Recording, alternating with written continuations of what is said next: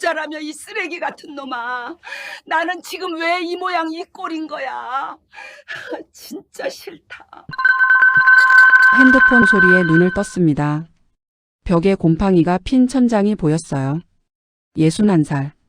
40년을 식당 주방에서 일하며 모은 3억 원. 그 돈을 가진 사람이 지금 4평짜리 쪽방에서 깨어나고 있었습니다. 전화를 받았어요. 병원 원무과였습니다. 밀린 치료비 213만 원을 언제 내느냐는 독촉이었어요. 다음 주까지 꼭 입금하겠다고 했습니다.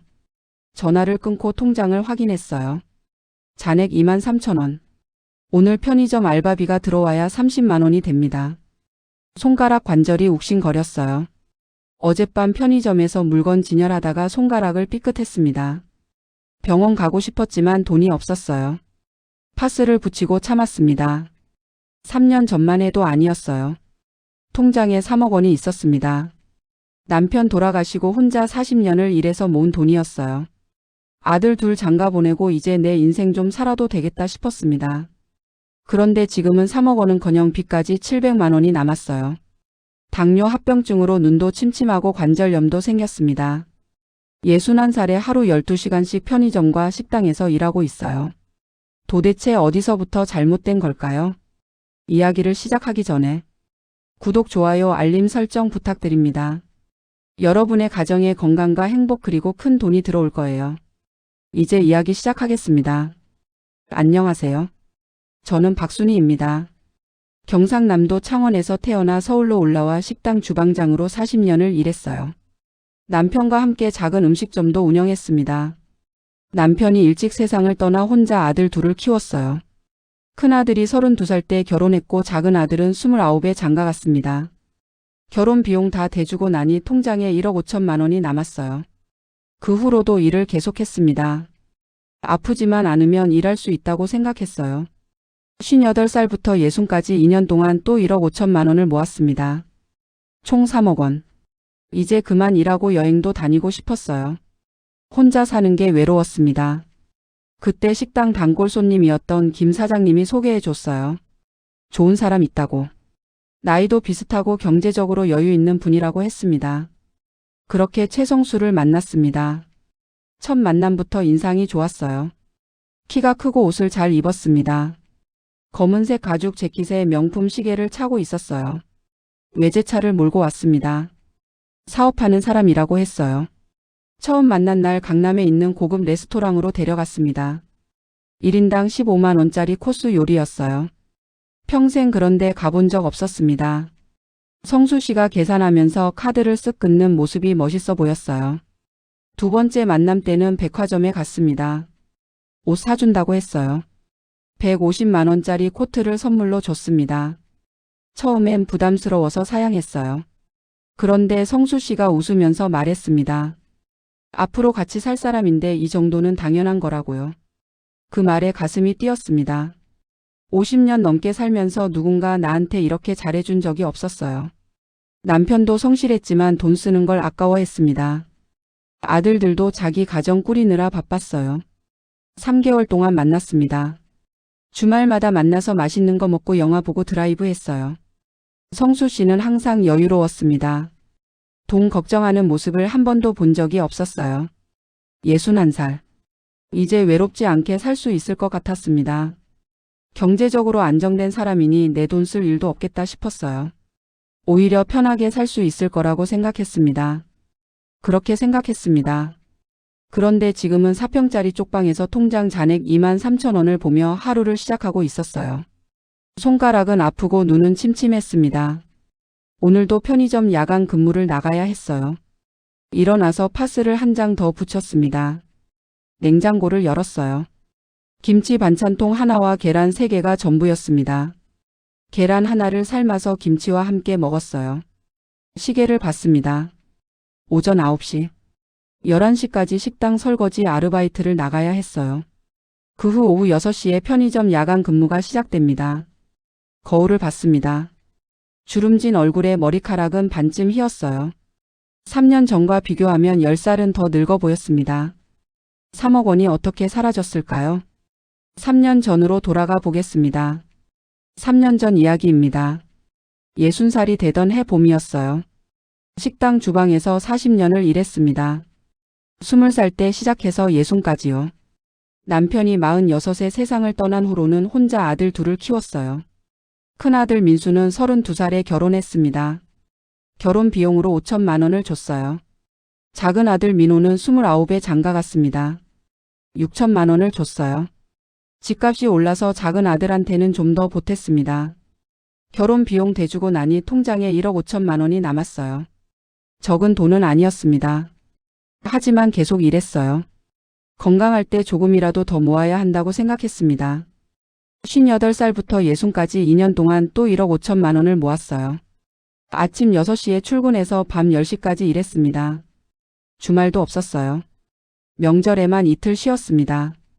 허리가 아팠습니다. 무릎도 시큰거렸어요. 그래도 참았습니다. 병원 가면 돈 나간다고 생각했어요. 파스 붙이고 진통제 먹으면서 버텼습니다. 60살 되던 해 4월에 통장을 정리했어요. 3억 700만 원이 있었습니다. 700만 원은 비상금으로 남겨두고 3억 원을 정기 적금에 넣었어요. 이자는 한 달에 60만 원 정도 나왔습니다. 그날 저녁 집에 돌아와서 통장을 보며 생각했어요. 이제 그만 일해도 되겠다고요. 아들들도 다 장가갔고 손주도 생겼습니다. 이제 내 인생 좀 살아도 되지 않을까 싶었어요. 큰아들 민수한테 전화했습니다. 이제 일 그만두고 쉬려고 한다고 했어요. 민수가 좋아했습니다. 그동안 고생 많았다고 했어요. 이제 편히 쉬라고 했습니다. 작은 아들 민호한테도 전화했어요. 민호도 잘했다고 했습니다. 건강 챙기면서 지내라고 했어요. 손주들 봐주러 자주 오라고 했습니다. 전화를 끊고 혼자 앉아 있었어요. 기뻤습니다. 그런데 한편으로는 공허했어요. 40년을 일만 했습니다. 이제 뭘 하며 살아야 할까 싶었어요. 친구도 별로 없었습니다. 일만 하다 보니 사람 만날 시간이 없었어요. 아들들은 각자 가정이 있어서 자주 볼 수도 없었습니다. 명절이나 생일 때나 보는 정도였어요. 혼자 사는 게 외로웠습니다. 남편 돌아가시고 15년을 혼자 살았어요. 처음엔 아들들 키우느라 바빴습니다. 그 후로는 일하느라 정신 없었어요. 그런데 이제 일도 그만두니 외로움이 확 밀려왔습니다. 저녁마다 혼자 밥 먹는 게 쓸쓸했어요. 텔레비전 보다가 잠드는 게 전부였습니다. 이렇게 살다가 죽는 건가 싶었어요. 5월 어느 날이었습니다. 식당 단골 손님이었던 김 사장님이 찾아왔어요. 김 사장님은 근처에서 부동산 중개업을 하는 분이었습니다.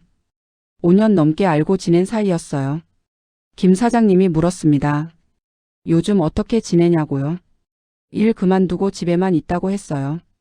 심심하다고 했습니다. 김 사장님이 웃으면서 말했어요. 좋은 사람 소개해 줄까요? 나이도 비슷하고 괜찮은 분이라고 했습니다. 재혼 생각 있으면 한번 만나보라고 했어요. 처음엔 거절했습니다. 예순에 무슨 재혼이냐고 했어요. 그런데 김 사장님이 계속 권했습니다. 혼자 사는 것보다 둘이 사는 게 낫다고 했어요. 경제적으로도 여유 있는 분이라고 했습니다. 경제적으로 여유 있다는 말에 마음이 흔들렸어요. 40년을 돈 때문에 고생했습니다. 이제 편하게 살고 싶었어요. 혼자 외롭게 사는 것보다는 나을 것 같았습니다. 일주일 고민했어요. 아들들한테도 물어봤습니다. 큰아들 민수는 엄마가 좋으면 만나보라고 했어요. 작은 아들 민호도 찬성했습니다. 혼자 계시는 것보다 낫다고 했어요. 김 사장님한테 전화했습니다. 한번 만나보겠다고 했어요. 김 사장님이 좋아하면서 다음 주 토요일에 약속 잡았습니다. 만나기 전날 미용실에 갔어요. 3만 원짜리 머리 염색을 했습니다. 백화점에서 옷도 새로 샀어요. 18만 원짜리 원피스였습니다. 평생 이렇게 비싼 옷 사본 적 없었어요. 거울을 봤습니다. 염색한 머리에 새 옷을 입으니 10년은 젊어 보였어요. 설레었습니다. 예순에 이런 감정을 느낄 줄 몰랐어요. 토요일 오후 2시였습니다. 강남역 근처 카페에서 만나기로 했어요. 30분 일찍 도착했습니다. 커피를 시켜놓고 기다렸어요. 2시 정각이었습니다. 카페 문이 열리면서 한 남자가 들어왔어요. 키가 컸습니다. 175cm는 되어 보였어요. 검은색 가죽 재킷을 입고 있었습니다. 김 사장님이 소개했어요. 이분이 최성수 씨라고 했습니다. 악수를 했어요. 손이 부드러웠습니다. 일 안 하는 사람 손이었어요. 성수 씨가 앉으면서 웃었습니다. 만나서 반갑다고 했어요. 목소리가 낮고 좋았습니다. 손목에 명품 시계가 보였어요. 롤렉스였습니다. 김 사장님이 커피 마시면서 우리 둘을 소개했어요. 성수 씨는 65살이라고 했습니다. 사업하는 분이라고 했어요. 무역업을 한다고 했습니다. 저는 식당 주방에서 일했다고 소개했어요. 남편 일찍 여의고 혼자 아들 둘 키웠다고 했습니다. 이제 일 그만두고 쉬고 있다고 했어요. 성수 씨가 고생 많으셨다고 했습니다. 정말 대단하다고 했어요. 아들 둘 훌륭하게 키우셨다고 했습니다. 그 말에 기분이 좋았어요. 평생 누가 칭찬해 준 적이 없었습니다. 아들들도 당연하게 생각했어요. 그런데 성수 씨는 대단하다고 했습니다. 김 사장님이 자리에서 일어났어요. 볼 일이 있다면서 먼저 가겠다고 했습니다. 둘이 천천히 이야기하라고 했어요. 그렇게 성수 씨와 단둘이 남았습니다. 성수 씨가 말을 걸었어요. 취미가 뭐냐고 물었습니다. 취미라고 할 게 없다고 했어요. 일만 하다 보니 취미 부릴 시간이 없었다고 했습니다. 성수 씨가 웃으면서 말했어요. 이제부터 취미 만들면 된다고 했습니다. 여행도 다니고 맛있는 것도 먹으면서 인생 즐기면 된다고 했어요. 그 말이 좋았습니다. 평생 그렇게 살고 싶었어요. 그런데 돈이 없어서 못했습니다. 이제는 돈도 있고 시간도 있으니 그렇게 살 수 있을 것 같았어요. 카페에서 2시간을 이야기했습니다. 성수 씨는 말을 재미있게 했어요. 웃긴 이야기도 많이 해줬습니다. 오랜만에 크게 웃었어요. 헤어질 시간이 되었습니다. 성수 씨가 계산하겠다고 했어요. 커피 2잔에 8,000원이었습니다. 카드를 꺼내서 쓱 그었어요. 밖으로 나왔습니다. 성수 씨 차가 주차장에 있었어요. 검은색 외제차였습니다. 벤츠였어요. 집까지 태워다 주겠다고 했습니다. 차에 탔어요. 가죽 시트가 부드러웠습니다. 차 안에서 좋은 향기가 났어요. 평생 이런 차 타본 적 없었습니다. 집 앞에 도착했습니다. 성수 씨가 다음에 또 만나자고 했어요. 좋다고 했습니다. 전화번호를 교환했어요. 집에 들어와서 거울을 봤습니다. 얼굴이 환해져 있었어요. 오랜만에 행복했습니다. 이제 외롭지 않을 것 같았어요. 그날 밤 잠이 안 왔습니다. 성수 씨 생각이 났어요. 경제적으로 여유 있는 것 같았습니다. 외제차에 명품 시계를 차고 있었어요. 사업하는 사람이니까 돈 걱정은 없을 거라고 생각했습니다. 내 통장에 3억 원이 있었어요. 성수 씨도 돈이 있으니 내 돈 쓸 일은 없을 거라고 생각했습니다. 오히려 편하게 살 수 있을 것 같았어요. 예순의 새로운 인생이 시작되는 것 같았습니다. 그 다음 주 금요일이었습니다. 성수 씨한테서 전화가 왔어요. 주말에 시간 있냐고 물었습니다. 있다고 했어요. 토요일 저녁에 만나자고 했습니다. 좋다고 했어요. 토요일 오후 6시였습니다. 강남에 있는 레스토랑으로 오라고 했어요. 주소를 보내줬습니다. 검색해보니 고급 레스토랑이었어요. 코스 요리 전문점이었습니다. 또 미용실에 갔어요. 이번엔 5만 원짜리 펌을 했습니다. 백화점에서 25만 원짜리 블라우스도 샀어요. 평생 이렇게 돈 쓰는 게 낯설었지만 기분은 좋았습니다. 레스토랑에 도착했어요. 입구부터 화려했습니다. 샹들리에가 천장에 달려 있었어요. 직원이 예약 확인하고 안으로 안내했습니다. 성수 씨가 이미 와 있었어요. 회색 정장을 입고 있었습니다. 넥타이도 멋있었어요. 일어나서 반갑게 맞아줬습니다. 자리에 앉았어요. 메뉴판을 봤습니다. 가격이 안 적혀 있었어요. 직원한테 물어보니 1인당 15만 원짜리 코스라고 했습니다. 놀랐어요. 1인당 15만 원이면 둘이 30만 원이었습니다. 성수 씨는 태연했어요. 직원한테 코스 2개 주문했습니다. 와인도 시켰어요. 와인은 20만 원이었습니다. 총 50만 원이었습니다. 평생 그렇게 비싼 식사 해본 적 없었어요. 일주일 식비가 50만 원이었는데 한 끼에 50만 원을 쓴다는 게 믿기지 않았습니다. 음식이 나왔어요. 정말 예뻤습니다. 작은 접시에 조금씩 담겨 나왔어요. 맛도 좋았습니다. 평생 이런 음식 먹어본 적 없었어요. 성수 씨가 이야기를 많이 해줬습니다. 젊었을 때 사업 시작한 이야기를 했어요. 처음엔 힘들었지만 지금은 안정됐다고 했습니다. 직원들이 알아서 일하니까 편하다고 했어요. 부럽다고 했습니다. 저는 평생 몸으로 일했다고 했어요. 편하게 일해본 적이 없다고 했습니다. 성수 씨가 말했어요. 이제부터는 편하게 살면 된다고 했습니다. 그동안 고생 많이 하셨으니 이제 좀 쉬어야 한다고 했어요. 그 말에 눈물이 날 뻔했습니다. 평생 누가 이렇게 말해준 적이 없었어요. 남편도 성실했지만 이런 말은 안 했습니다. 아들들도 당연하게 생각했어요. 식사가 끝났습니다. 성수 씨가 계산했어요. 카드를 꺼내서 쓱 긋더니 영수증도 안 보고 나왔습니다.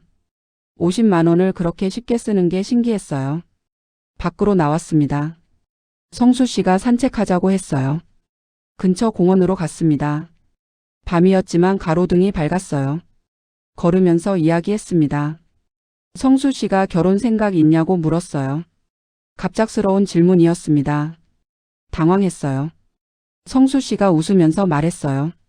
순희 씨 같은 분이면 같이 살고 싶다고 했습니다. 고생도 많이 하셨고 성실한 것 같다고 했어요.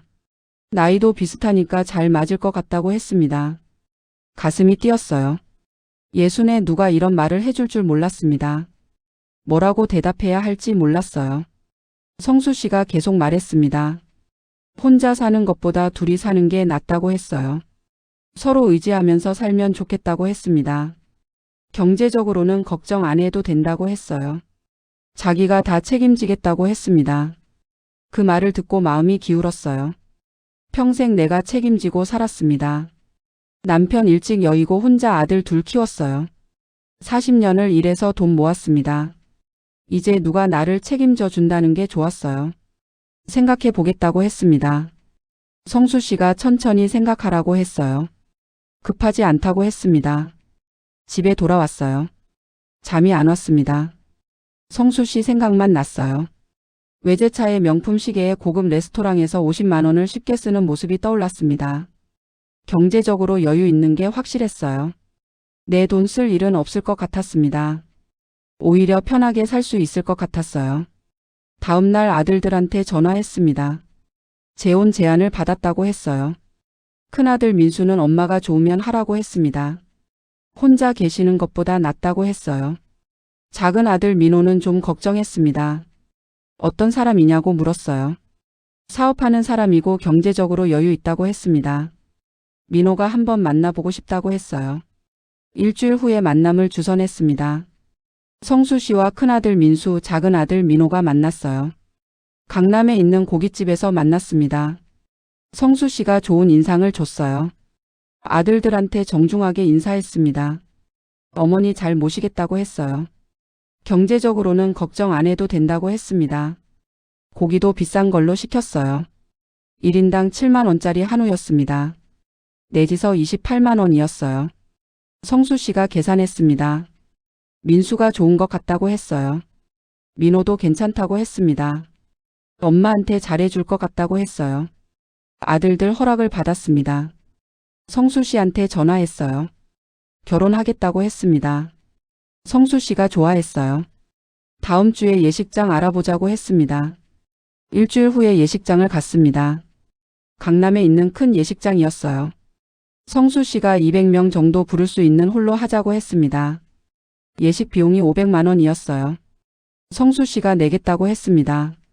신부 예복은 별도라고 했어요. 200만 원이었습니다. 성수 씨가 예복도 자기가 낸다고 했어요. 다 자기가 준비하겠다고 했습니다. 고마웠어요. 평생 이렇게 대접받아 본 적 없었습니다.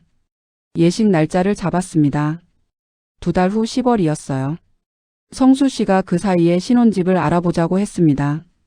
다음 주에 부동산을 돌아다녔어요. 강남 쪽은 비쌌습니다.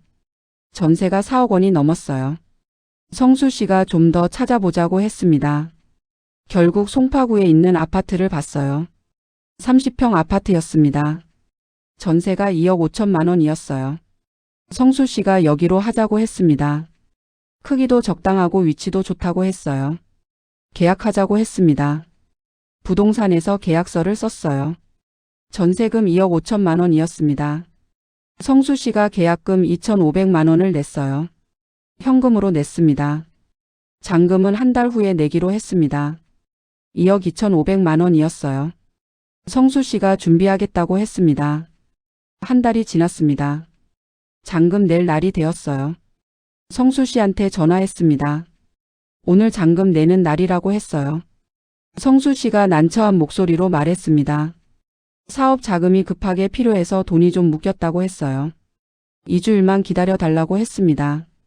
부동산에 전화해서 2주일 미뤄달라고 했어요. 부동산에서는 안 된다고 했습니다. 집주인이 급하게 돈이 필요하다고 했어요. 성수 씨한테 다시 전화했습니다. 집주인이 안 된다고 한다고 했어요. 어떻게 하냐고 물었습니다. 성수 씨가 말했습니다. 순희 씨가 일단 내주면 안 되겠냐고 했어요. 2주일 후에 꼭 갚겠다고 했습니다. 사업 자금만 회수하면 바로 갚을 수 있다고 했어요. 망설였습니다. 2억 2,500만 원은 큰 돈이었어요. 내 통장에 3억 원이 있었습니다. 2억 2,500만 원을 내면 7,500만 원만 남았어요. 그런데 곧 결혼할 사람이었습니다. 어차피 같이 살 사람이니까 내가 내는 게 맞는 것 같았어요. 2주일 후에 갚는다고 했으니 괜찮을 거라고 생각했습니다. 은행에 가서 2억 2,500만 원을 찾았어요. 부동산에 가서 잔금을 냈습니다. 계약이 완료됐어요. 성수 씨한테 전화했습니다. 잔금 냈다고 했어요. 성수 씨가 고맙다고 했습니다. 2주일 후에 꼭 갚겠다고 했어요. 통장을 확인했습니다. 7,500만 원이 남았어요. 3억 원에서 2억 2,500만 원이 빠진 금액이었습니다. 불안했어요. 그렇지만 곧 갚는다고 했으니 괜찮을 거라고 생각했습니다. 어차피 결혼하면 우리 돈이니까요. 2주일이 지났습니다. 성수 씨한테 전화했어요. 돈 준비됐냐고 물었습니다. 성수 씨가 또 난처한 목소리로 말했습니다. 사업 자금 회수가 좀 늦어진다고 했어요. 다음 달까지만 기다려 달라고 했습니다. 불안감이 커졌습니다. 10월이 되었습니다. 결혼식 날이었어요. 강남에 있는 예식장이었습니다. 하객이 150명 정도 왔어요. 성수시 쪽에서 80명, 저희 쪽에서 70명이었습니다. 예복을 입었어요. 200만 원짜리 드레스였습니다. 평생 이렇게 비싼 옷 입어본 적 없었어요. 거울을 보니 낯설었습니다. 큰아들 민수와 작은아들 민호가 왔어요. 며느리들도 함께 왔습니다. 손주들도 데려왔어요. 다들 축하해줬습니다. 식이 시작됐어요. 성수 씨와 함께 입장했습니다. 하객들이 박수를 쳤어요. 주례 선생님 말씀이 있었습니다. 서로 사랑하며 살라는 이야기였어요. 식이 끝나고 피로연을 했습니다. 성수 씨 친구들이 많이 왔어요. 다들 잘 차려입었습니다. 사업하는 사람들 같았어요. 식사하면서 성수 씨 친구 한 분이 말을 걸었습니다. 성수 씨 참 좋은 사람이라고 했어요. 순희 씨 복 많다고 했습니다. 고맙다고 했어요. 그런데 속으로는 불안했습니다. 전세금 2억 2,500만 원을 아직 못 받았거든요. 다음 달까지 준다고 했는데 정말 줄까 싶었어요. 피로연이 끝났습니다. 신혼집으로 갔어요. 송파구에 있는 30평 아파트였습니다. 가구는 며칠 전에 다 들여놨어요. 짐을 풀었습니다. 성수 씨가 피곤하다면서 먼저 잤어요. 저는 잠이 안 왔습니다. 통장을 꺼내서 봤어요. 7,500만 원이 남아 있었습니다. 3억 원에서 2억 2,500만 원이 빠진 금액이었어요. 불안했습니다. 그렇지만 이제 결혼했으니 괜찮을 거라고 생각했어요. 다음 날 아침이었습니다. 성수 씨가 일어나서 회사 간다고 했어요. 무역 관련 일이 있다고 했습니다. 점심때쯤 집에서 쉬고 있었어요. 초인종이 울렸습니다. 문을 열었더니 모르는 남자가 서 있었어요. 남자가 물었습니다. 최성수 씨 계시냐고요? 남편인데 회사 갔다고 했습니다. 남자가 명함을 줬어요. 렌터카 회사 직원이었습니다. 차 할부금이 석 달째 밀렸다고 했어요. 빨리 내지 않으면 차를 회수하겠다고 했습니다. 놀랐어요.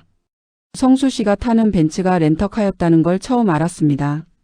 자기 차인 줄 알았어요. 남자한테 얼마냐고 물었습니다. 600만 원이라고 했어요. 석 달치 할부금이었습니다. 성수 씨한테 전화했어요. 렌터카 회사에서 왔다고 했습니다. 할부금 밀렸다고 하는데 어떻게 된 거냐고 물었어요. 성수 씨가 당황하는 목소리로 말했습니다. 사업 자금 때문에 잠깐 밀린 거라고 했어요. 다음 주에 낼 거라고 했습니다. 렌터카 직원한테 다음 주에 낸다고 전했어요. 직원이 꼭 내달라고 하고 갔습니다. 저녁에 성수 씨가 돌아왔어요. 렌터카 이야기를 꺼냈습니다. 왜 할부금을 안 냈냐고 물었어요.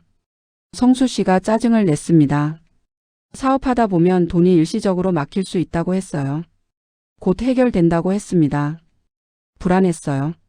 그렇지만 곧 해결된다고 하니 믿어보기로 했습니다.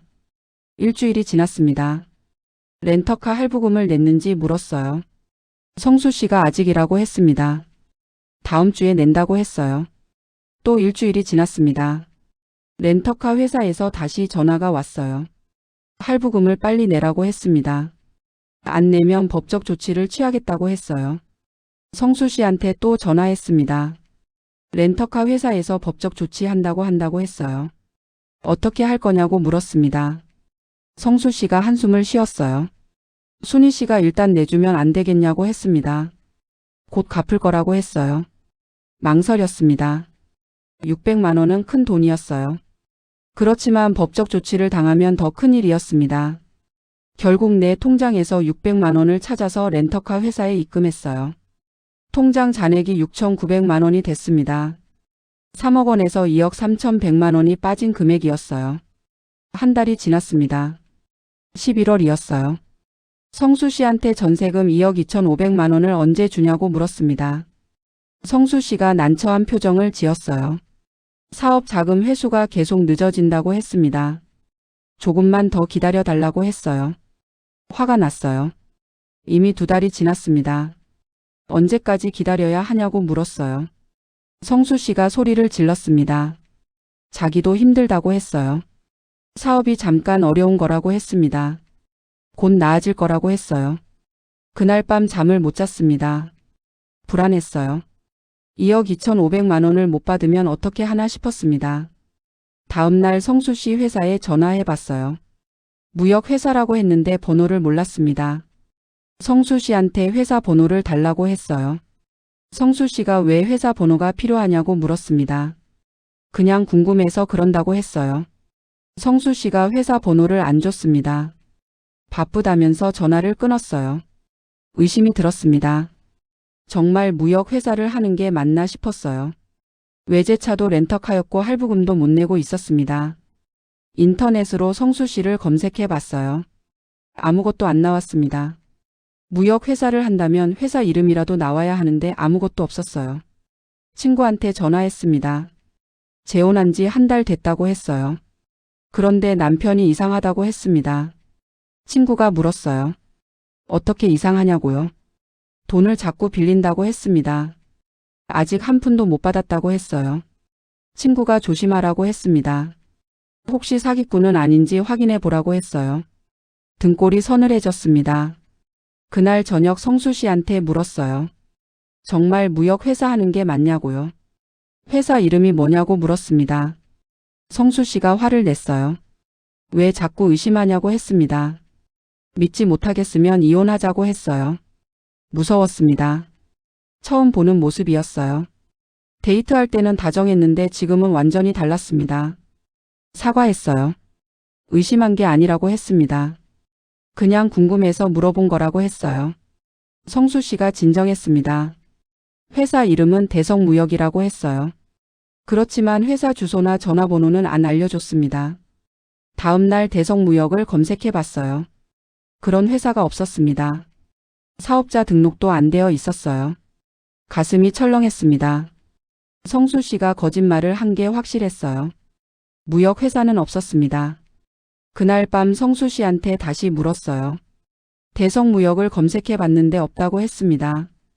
정말 회사가 있는 거냐고 물었어요. 성수 씨가 또 화를 냈습니다. 인터넷에 안 나온다고 회사가 없는 건 아니라고 했어요. 작은 회사라서 안 나오는 거라고 했습니다. 더 이상 물어볼 수 없었어요. 성수 씨가 너무 화를 냈습니다. 무서웠어요. 12월이 되었습니다. 결혼한 지 2달이 지났어요. 2억 2,500만 원은 아직 못 받았습니다. 렌터카 할부금 600만 원만 나갔어요. 통장 잔액은 6,900만 원이었습니다. 3억 원에서 2억 3,100만 원이 빠진 금액이었어요. 불안했습니다. 앞으로 어떻게 될까 싶었어요. 12월 중순이었습니다. 아침에 초인종이 울렸어요. 문을 열었더니 정장 입은 남자 2명이 서 있었습니다. 한 명이 명함을 줬어요. 은행 직원이었습니다. 남자가 물었습니다. 최성수 씨 계시냐고요? 남편인데 외출했다고 했어요. 남자가 말했습니다. 최성수 씨 명의로 대출이 있는데 석 달째 연체됐다고 했어요. 원금과 이자를 합쳐서 5,200만 원이라고 했습니다. 머리가 멍해졌어요. 성수 씨한테 대출이 있는 줄 몰랐습니다. 5,200만 원이나 되는 빚이 있었어요. 남자가 계속 말했습니다. 더 이상 연체하면 법적 절차를 밟겠다고 했어요. 최성수 씨한테 연락해서 빨리 갚으라고 전해달라고 했습니다. 남자들이 가고 나서 주저앉았어요. 손이 떨렸습니다. 성수 씨한테 전화했어요. 은행에서 왔다고 했습니다. 대출금 5,200만 원이 연체됐다는데 어떻게 된 거냐고 물었어요. 성수 씨가 당황하는 목소리로 말했습니다. 그거는 사업 자금이라고 했어요. 곧 갚을 거라고 했습니다. 왜 말 안 했냐고 물었어요. 결혼 전에 빚이 있다고 말했어야 하는 거 아니냐고 했습니다. 성수 씨가 짜증을 냈어요. 자기 일인데 왜 간섭하냐고 했습니다. 곧 갚을 거니까 신경 끄라고 했어요. 전화를 끊었습니다. 화가 났어요. 빚이 5,200만 원이나 있으면서 말도 안 했습니다. 결혼 전에 부자인 척했어요. 오후에 또 초인종이 울렸습니다. 이번에는 다른 사람이었어요. 중년 남자였습니다. 남자가 물었어요. 최성수 씨 사냐고요? 그렇다고 했습니다. 남자가 화를 냈어요. 최성수가 전세 사기를 쳤다고 했습니다. 전세금 1억 원을 못 받았다고 했어요. 놀라서 물었습니다. 무슨 말이냐고요? 남자가 설명했어요. 1년 전에 최성수한테 아파트를 전세로 빌려줬다고 했습니다. 전세금은 1억 원이었어요. 그런데 계약 만료일이 지났는데도 돈을 안 준다고 했습니다. 법원에 소송을 걸었다고 했어요. 그런데 최성수가 연락이 안 된다고 했습니다. 주소를 찾아서 여기까지 왔다고 했어요. 남자가 소리쳤습니다. 최성수한테 전화해서 당장 나오라고 하라고 했어요. 안 그러면 경찰 부르겠다고 했습니다. 성수 씨한테 전화했어요. 전세 사기 당한 사람이 왔다고 했습니다. 1억 원을 못 받았다는데 어떻게 된 거냐고 물었어요. 성수 씨가 말했습니다. 그 사람하고는 합의를 봤다고 했어요. 조금 늦어지는 거라고 했습니다. 남자한테 전화를 바꿔줬어요. 성수 씨와 남자가 통화했습니다. 남자가 소리를 지르면서 당장 돈 내놓으라고 했어요. 통화가 끝났습니다. 남자가 화난 얼굴로 나갔어요. 일주일 안에 돈 안 주면 법적 조치 취하겠다고 했습니다. 문을 닫고 쓰러질 것 같았어요. 앉아서 한참을 있었습니다. 은행 대출 5,200만 원에 전세 사기 1억 원이었어요. 총 1억 5,200만 원의 빚이 있었습니다. 성수 씨가 부자라고 생각했어요. 고급 차에 명품 시계를 차고 있었습니다. 고급 레스토랑에서 밥 먹었어요. 전부 거짓이었습니다. 저녁에 성수 씨가 돌아왔어요. 현관문을 열자마자 물었습니다. 대출이랑 전세 사기는 다 뭐냐고요?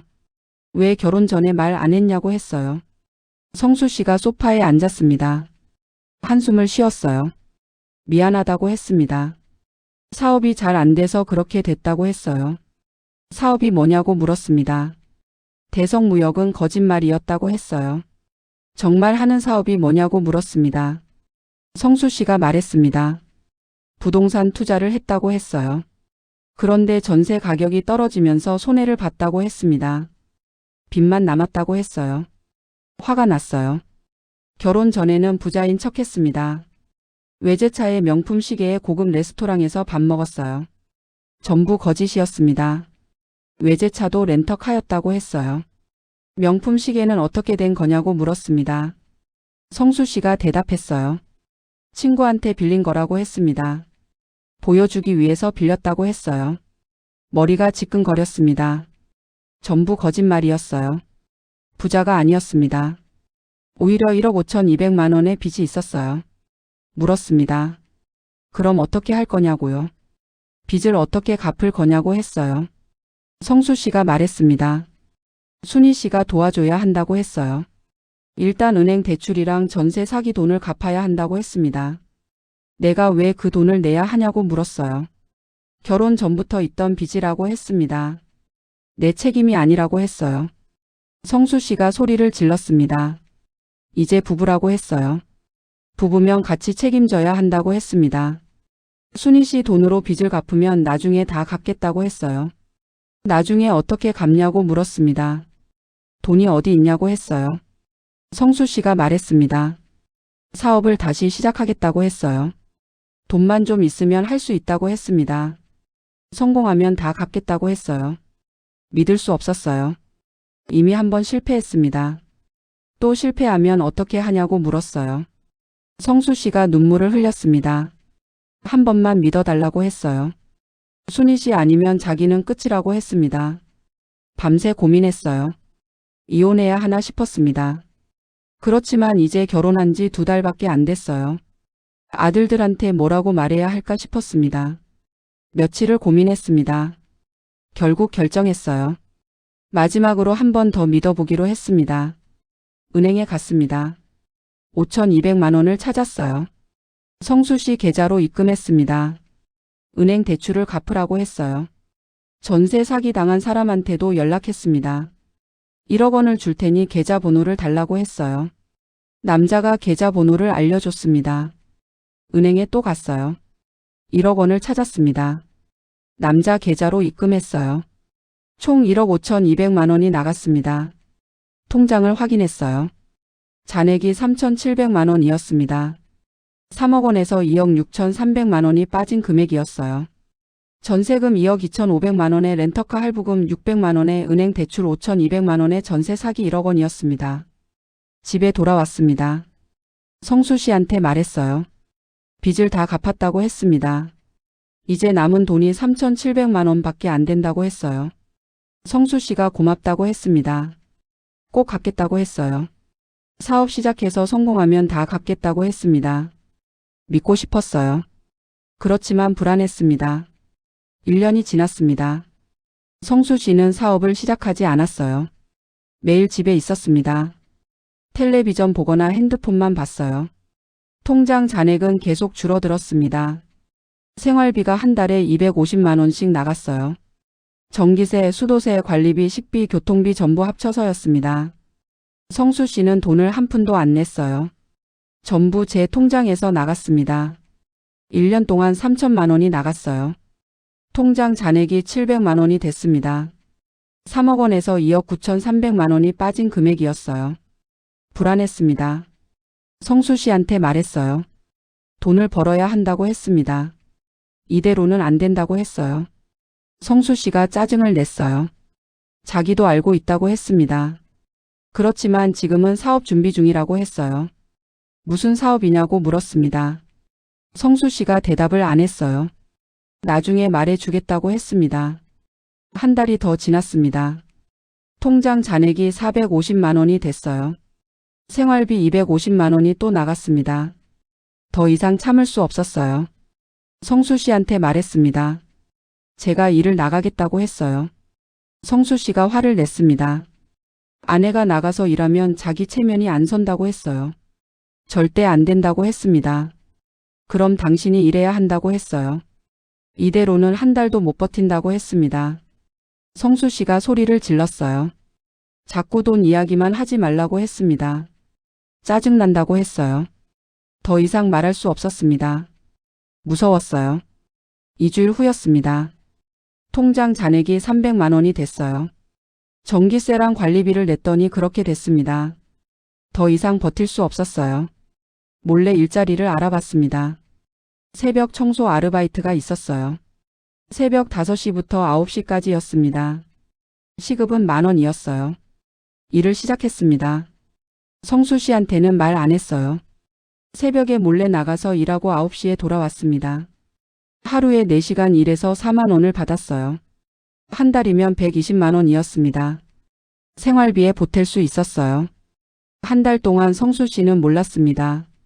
새벽에 자고 있어서 제가 나가는 걸 몰랐어요. 그런데 어느 날 걸렸습니다. 새벽에 나가려고 하는데 성수 씨가 깼어요. 어디 가냐고 물었습니다. 일 나간다고 했어요. 새벽 청소 아르바이트 한다고 했습니다. 성수 씨가 화를 냈어요. 왜 말도 안 하고 일을 나갔냐고 했습니다. 자기 허락도 안 받았다고 했어요. 돈이 없어서 그렇다고 했습니다. 통장에 200만 원밖에 안 남았다고 했어요. 성수 씨가 소리를 질렀습니다. 아내가 새벽에 청소 일을 하면 자기가 뭐가 되냐고 했어요. 동네 사람들이 뭐라고 하겠냐고 했습니다. 그럼 당신이 일해야 한다고 했어요. 돈이 없으면 굶어 죽는다고 했습니다. 성수 씨가 때릴 것처럼 손을 들었어요. 무서웠습니다. 움츠러 들었어요. 성수 씨가 손을 내렸습니다. 알았다고 했어요. 일 나가라고 했습니다. 그 대신 집안일은 다 하라고 했어요. 새벽 청소 일을 계속했습니다. 한 달에 120만 원을 받았어요. 생활비에 보탰습니다. 그런데 성수 씨가 집안일을 다 시켰어요. 청소, 빨래, 설거지, 요리 전부 제 몫이었습니다. 새벽 5시에 일어나서 9시까지 청소 일을 했어요. 집에 와서 집안일을 했습니다. 빨래하고 청소하고 점심 준비했어요. 오후에는 설거지하고 저녁 준비했습니다. 성수 씨 빨래도 다 제가 했어요. 밤 11시가 되어야 잠자리에 들었습니다. 하루에 4시간밖에 못 잤어요. 몸이 너무 힘들었습니다. 허리가 아팠어요. 손가락 관절도 시큰거렸습니다. 성수 씨는 아무것도 안 했어요. 텔레비전 보거나 핸드폰만 봤습니다. 가끔 친구 만나러 나갔어요. 6개월이 지났습니다. 몸이 한계에 다다랐어요. 어느 날 청소 일하다가 쓰러질 뻔했습니다. 어지러웠어요. 앉아서 한참을 쉬었습니다. 집에 와서 거울을 봤어요. 얼굴이 누렇게 떴습니다. 눈 밑에 다크서클이 생겼어요. 머리카락도 많이 빠졌습니다. 61살에서 63살이 됐어요. 2년 동안 10년은 늙은 것 같았습니다. 성수 씨한테 말했습니다. 몸이 너무 힘들다고 했어요. 병원에 가고 싶다고 했습니다. 성수 씨가 말했어요. 병원비가 얼마나 나오는데 병원을 가냐고 했습니다. 참으라고 했어요. 참을 수가 없었습니다. 매일 어지럽고 손가락은 욱신거렸어요. 허리도 아팠습니다. 몰래 동네 의원에 갔어요. 진료비 25,000원을 냈습니다. 의사 선생님이 말했어요. 과로라고 했습니다. 쉬어야 한다고 했어요. 당뇨도 있다고 했습니다. 혈당이 높다고 했어요. 약을 먹어야 한다고 했습니다. 약값이 3만 원이었어요. 카드로 결제했습니다. 집에 돌아왔어요. 성수 씨한테 당뇨가 있다고 말했습니다. 약을 먹어야 한다고 했어요. 성수 씨가 짜증을 냈습니다. 병원 다녀왔냐고 물었어요. 가지 말라고 했다고 했습니다. 몸이 아파서 갔다고 했어요. 성수 씨가 화를 냈습니다. 돈이 없는데 병원비는 어디서 나오냐고 했어요. 제 돈으로 냈다고 했습니다. 청소 일해서 번 돈으로 냈다고 했어요. 성수 씨가 소리를 질렀어요. 그 돈은 생활비로 써야 한다고 했습니다. 병원비로 쓰면 안 된다고 했어요. 더 이상 말할 수 없었습니다. 방에 들어가서 문을 닫았어요. 울었습니다. 3억 원이 다 사라졌습니다. 통장 잔액은 50만 원이었어요. 새벽 청소 일해서 번 돈이 생활비로 다 나갔습니다. 63살. 40년을 일해서 모은 돈이 3년 만에 다 사라졌어요. 남은 건 아픈 몸뿐이었습니다. 3개월이 더 지났습니다. 63살 가을이었어요. 몸이 계속 안 좋아졌습니다. 당뇨 약을 먹었지만 나아지지 않았어요. 오히려 더 악화됐습니다. 시야가 흐려졌어요. 앞이 뿌옇게 보였습니다. 청소 일할 때 바닥이 잘 안 보였어요. 계단에서 넘어질 뻔한 적도 있었습니다. 손가락 관절염도 심해졌어요. 아침에 일어나면 손가락이 굳어 있었습니다. 펴려고 하면 아팠어요. 빨래할 때마다 손가락이 쑤셨습니다. 허리는 더 안 좋아졌어요. 청소 일할 때 허리를 숙이면 통증이 심했습니다. 일 끝나고 일어나면 허리가 펴지지 않았어요. 어느 날 아침이었습니다. 새벽 5시에 일어났어요. 청소 일 나가려고 했습니다. 일어나는데 어지러웠어요. 눈앞이 빙글빙글 돌았습니다. 침대에 다시 앉았어요. 한참을 앉아 있었습니다. 어지러움이 가라앉지 않았어요. 힘들었지만 일어났습니다. 일 나가야 했어요. 현관문을 나섰어요. 계단을 내려가는데 갑자기 눈앞이 캄캄해졌습니다. 다리에 힘이 풀렸어요. 쓰러졌습니다. 계단에서 굴러 떨어졌어요. 정신을 잃었습니다. 눈을 떴을 때 병원이었어요. 응급실이었습니다. 천장에 흰 불빛이 보였어요. 간호사가 왔습니다. 정신 차렸냐고 물었어요. 고개를 끄덕였습니다. 의사 선생님이 왔어요. 설명을 해줬습니다. 당뇨 합병증으로 쓰러진 거라고 했어요. 혈당이 너무 높다고 했습니다. 망막병증도 생겼다고 했어요. 눈이 흐린 이유라고 했습니다. 치료하지 않으면 실명할 수 있다고 했어요. 입원해야 한다고 했습니다. 일주일 정도 입원하면서 혈당 조절해야 한다고 했어요. 눈 치료도 받아야 한다고 했습니다. 입원비가 얼마냐고 물었어요. 의사 선생님이 말했습니다. 일주일이면 300만 원 정도 나온다고 했어요. 가슴이 철렁했습니다. 300만 원이 없었어요. 통장에 50만 원밖에 없었습니다. 성수 씨한테 전화했어요. 병원에 있다고 했습니다. 쓰러져서 응급실에 왔다고 했어요. 성수 씨가 물었습니다. 어디 병원이냐고요? 위치를 알려줬습니다. 1시간 후에 성수 씨가 왔어요. 병실로 들어와서 물었습니다. 어떻게 된 거냐고요? 당뇨 합병증으로 쓰러졌다고 했어요. 입원해야 한다고 했습니다. 일주일 정도 입원하면서 치료받아야 한다고 했어요. 성수 씨가 입원비가 얼마냐고 물었습니다. 300만 원 정도 나온다고 했어요. 성수 씨 얼굴이 굳어졌어요. 한참을 아무 말도 안 했습니다. 어떻게 할 거냐고 물었어요. 입원해야 한다고 했습니다. 치료 안 받으면 실명할 수도 있다고 했어요. 성수 씨가 말했습니다. 돈이 없다고 했어요. 300만 원이 어디 있냐고 했습니다. 통장에 50만 원 있다고 했어요. 그거라도 쓰면 안 되냐고 했습니다. 성수 씨가 짜증을 냈어요. 50만 원은 생활비라고 했습니다. 그거 쓰면 이번 달 어떻게 사냐고 했어요. 그럼 어떻게 하냐고 물었습니다. 치료 안 받으면 죽을 수도 있다고 했어요. 성수 씨가 한숨을 쉬었어요. 생각 좀 해보겠다고 했습니다. 병원 밖으로 나갔어요. 1시간을 기다렸습니다. 성수 씨가 돌아오지 않았어요. 전화했습니다. 받지 않았어요. 2시간을 기다렸어요. 여전히 안 왔습니다. 또 전화했어요. 이번에는 받았습니다.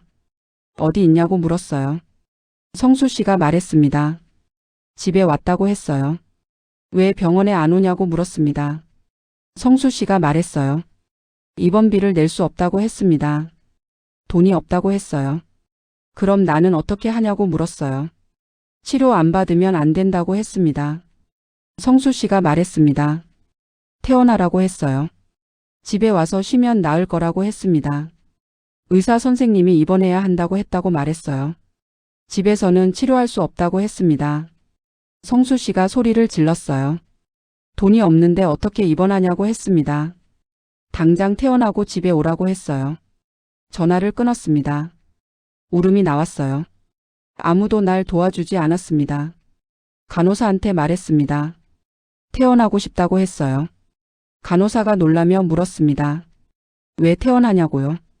치료받아야 한다고 했어요. 돈이 없다고 했습니다. 간호사가 안타까운 표정을 지었어요. 사회복지사와 상담해 보라고 했습니다. 사회복지사를 만났어요. 의료비 지원을 받을 수 있냐고 물었습니다. 사회복지사가 서류를 확인했어요. 남편 명의로 집이 있다고 했습니다. 전세지만 2억 5천만 원짜리 집이었어요.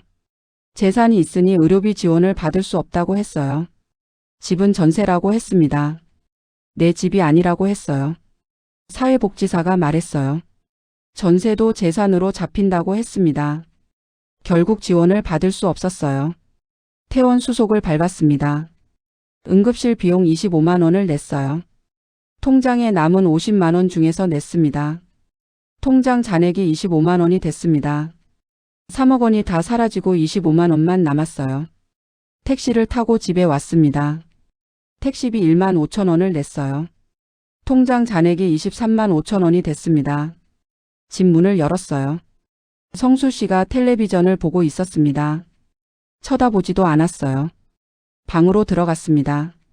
침대에 누웠어요. 몸이 너무 아팠습니다. 눈도 흐렸어요. 손가락도 욱신거렸습니다. 3년 전이 떠올랐어요.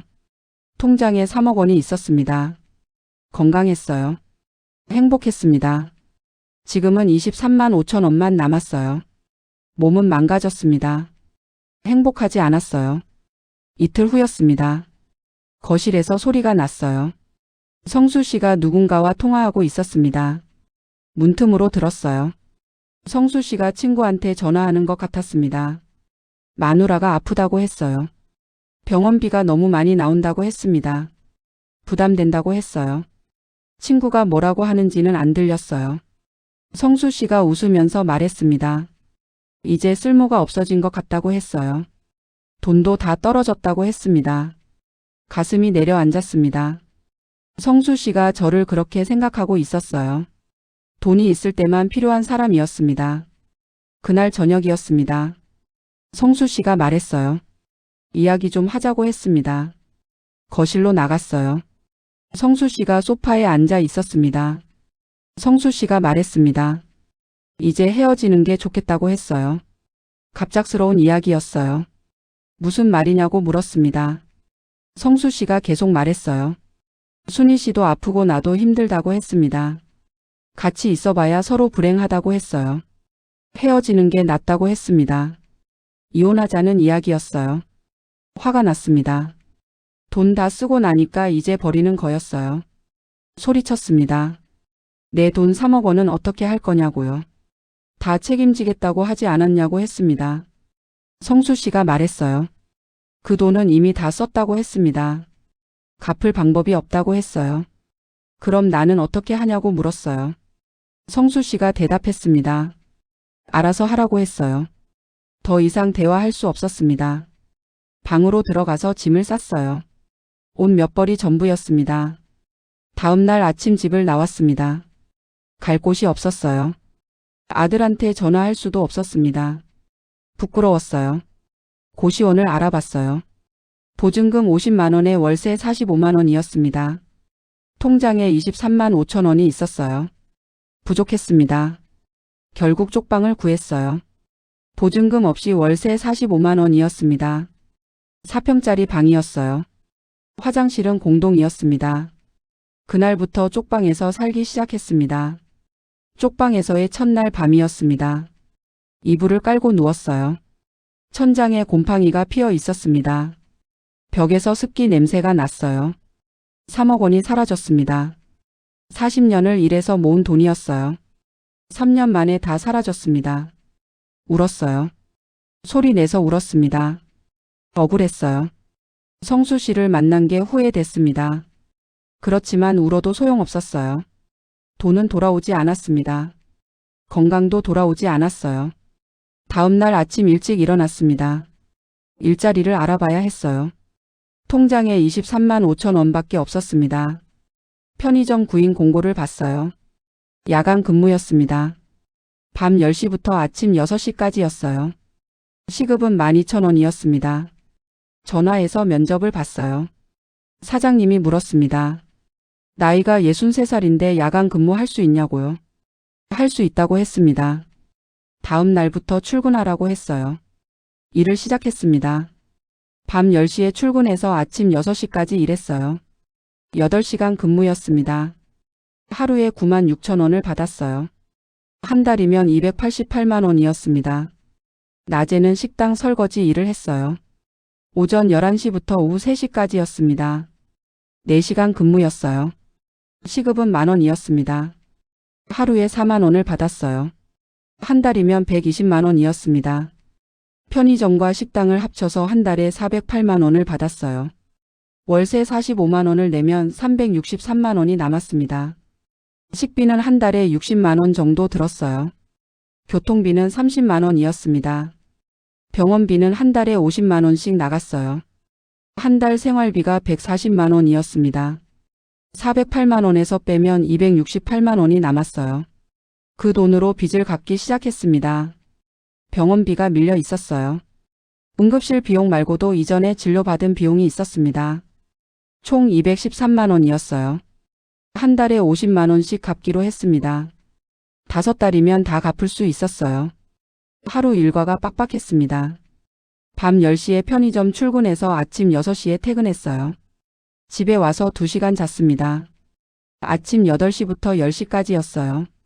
10시에 일어나서 식당으로 갔습니다. 11시부터 오후 3시까지 설거지 일을 했어요. 집에 와서 또 2시간 잤습니다. 오후 4시부터 6시까지였어요. 6시에 일어나서 저녁을 먹었습니다.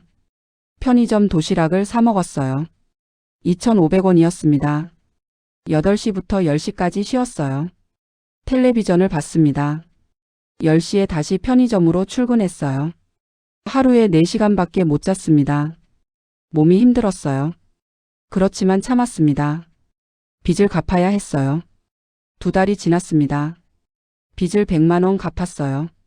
남은 빚은 113만 원이었습니다. 몸은 계속 안 좋았어요. 당뇨약을 먹었지만 혈당이 잘 조절되지 않았습니다. 눈도 계속 흐렸어요. 손가락 관절염도 심해졌습니다. 그렇지만 병원에 자주 갈 수 없었어요. 돈이 아까웠습니다. 한 달에 한 번만 갔어요. 어느 날 편의점에서 일하다가 손님이 말을 걸었습니다. 중년 여자분이었어요. 많이 힘드시겠다고 했어요. 나이도 있으신데 야간 근무하시면 몸이 안 좋을 거라고 했습니다. 고맙다고 했어요. 괜찮다고 했습니다. 여자분이 물었습니다. 혼자 사시냐고요? 그렇다고 했어요. 여자분이 안타까운 표정을 지었어요. 자식들은 뭐 하냐고 물었습니다. 아들이 2 있다고 했어요. 그렇지만 연락 안 한다고 했습니다. 부끄러워서 연락할 수 없다고 했어요. 여자분이 말했습니다. 자식들한테 연락하라고 했어요. 혼자 이렇게 살면 안 된다고 했습니다. 고개를 저었어요. 아들들한테 폐 끼치고 싶지 않다고 했습니다. 여자분이 명함을 줬어요. 사회복지사였습니다. 도움이 필요하면 연락하라고 했어요. 고맙다고 했습니다. 명함을 받았어요. 4개월이 지났습니다. 빚을 다 갚았어요. 병원비 213만 원을 다 갚았습니다. 통장에 조금씩 돈이 모이기 시작했어요. 한 달에 200만 원씩 모았습니다. 6개월이 지나자 통장에 1,200만 원이 모였어요. 3억 원에 비하면 적은 돈이었습니다. 그렇지만 제 힘으로 모은 돈이었어요. 어느 날 큰아들 민수한테서 전화가 왔습니다. 오랜만이었어요. 1년 넘게 연락하지 않았습니다. 민수가 물었어요. 왜 연락 안 하냐고요? 어떻게 지내냐고 물었습니다. 잘 지낸다고 했어요. 재혼한 남편이랑 잘 살고 있다고 했습니다. 거짓말이었어요. 민수가 다행이라고 했습니다.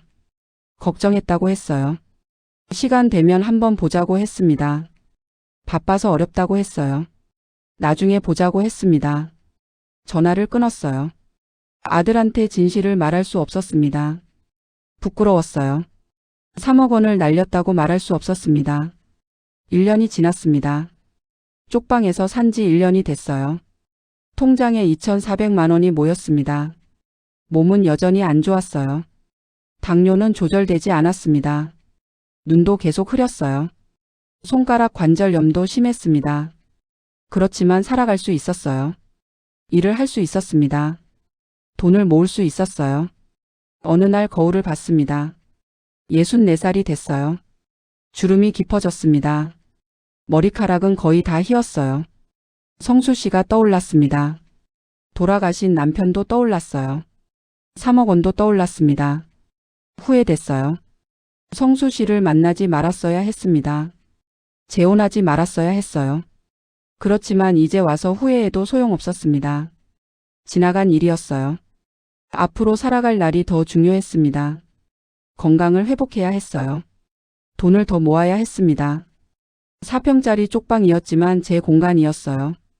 편의점과 식당 일은 힘들었지만 제 일이었습니다. 2,400만 원은 적은 돈이었지만 제 돈이었어요. 창문을 열었습니다. 따뜻한 햇살이 들어왔어요. 오랜만에 햇살이 기분 좋았습니다. 3억 원을 잃었어요. 건강도 잃었습니다. 그렇지만 배웠습니다. 돈보다 소중한 게 있다는 걸 알았어요.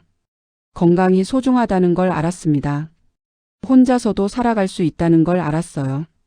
성수 씨는 부자가 아니었습니다. 오히려 빚쟁이였어요. 저를 이용한 사람이었습니다. 그런 사람을 못 알아본 제 잘못이었어요. 욕심이 있었습니다.